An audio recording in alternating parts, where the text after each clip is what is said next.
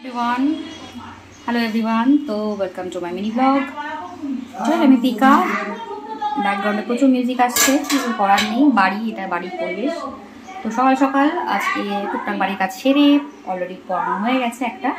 তো এখন আমি রয়েছি বাড়িতে। সো আজকে আমার মামা শ্বশুর আর একমাত্র দেওর এসছে, এখন ওদের জন্য একটু দুধ চা করছি। চলো দেখতে থাকো।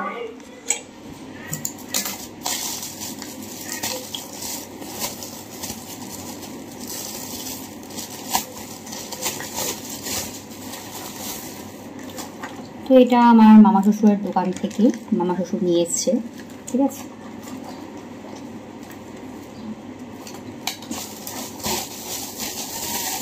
ভিডিও করাটা কিন্তু মজারও চাপেরও, কারণ এই যে কাজ করতে করতে সব কিছু করাটা। ও আমি এটা ভেবেছি দুধ, না এটা দুধ না, এটা হচ্ছে দই। সরি, এখন আর এই সব সরিয়ে সেট আপ করাটা একটু চাপের, ঠিক আছে। তো আমি যেরকম আমার লাইফ যেরকম সেটা দেখানোই বেশি ভালো, কারণ আমি এই গুছিয়ে সব কিছু করার চক্করে আমি ভিডিও করতে পারছি না, আমার মানে রেগুলার আপডেট আমি করতে পারছি না। সো দরকার নেই, এটা যেরকম চলছি যেরকম আছি রিয়েলটা দেখানোই বেটার আই ফিল।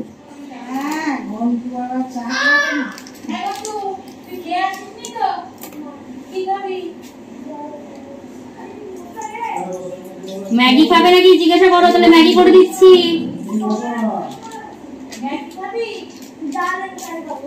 তাহলে কিছুই দেবো না, যা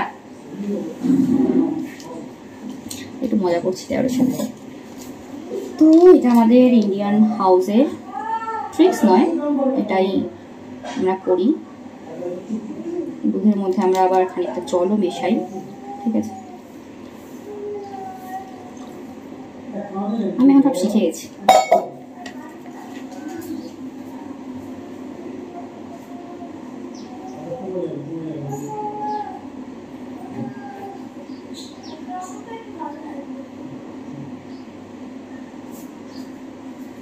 এই যে যতটা ছিল দুধ ততটাই আবার জল দেব।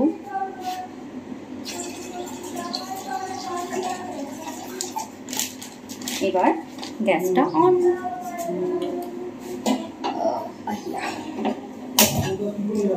আজকে আমি লাকিলি বাড়ি এসে আর কি বাড়ির গেটআপে নেই, সেই জন্য আর কি কনফিডেন্টলি ভিডিওটা করতে পারছি, কারণ খুব স্বাভাবিক মানে একদম বাড়ির পোশাকে একটু অকওয়ার্ড লাগে ভিডিও করা। তো ওই জন্য আজকে মনে মনে ভেবেই রেখেছি যে না, এটা বললে তো হবে না, ক্রিয়েটার কন্টেন্ট ক্রিয়েটার হয়েছো, যদি এখন সেই মাপে হতে পারিনি তবুও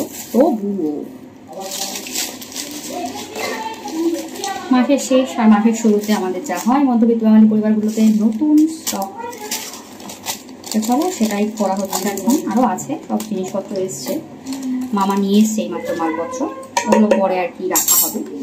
এই মুহূর্তে চা যেহেতু হচ্ছে তাই চাটা ঢেলে দিচ্ছি।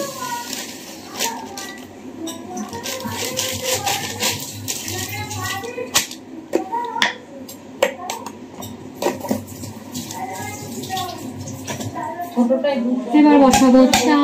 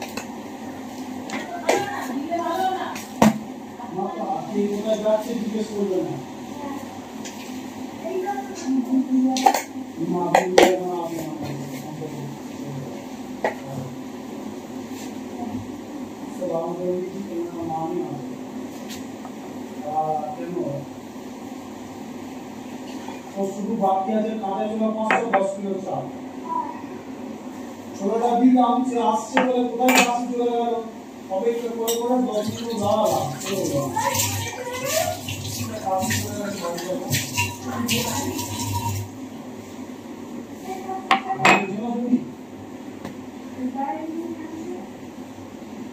বাড়ি সবার আছে কি করবো বাড়ি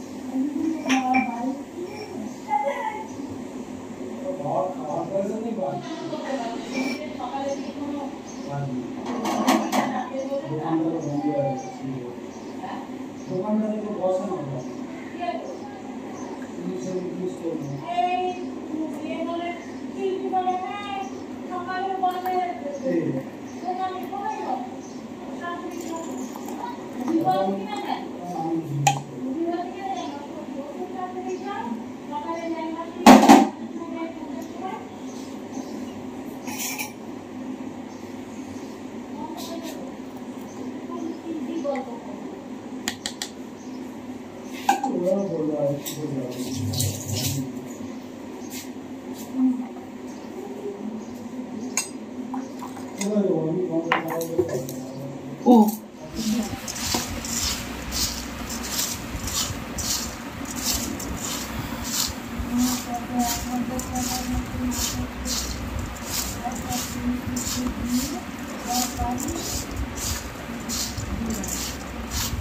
পিউ 5000 টাকা হাতে তারপরে করবে আমাকে বলবে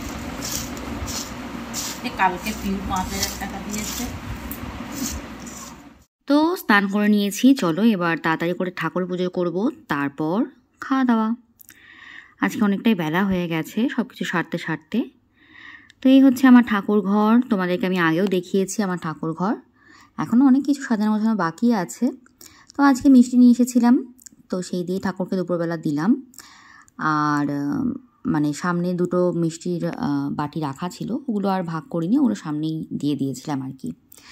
তো দেখো দুপুরবেলা ছিল ডাটার একটা মেনু, ডাটার একটা চচ্চড়ি মতো। তো সকালে ডিম খেয়েছিলাম না, ওটা দুপুরেই আমি আর ঘন্টু মিলে ভাগ করে খাচ্ছিলাম।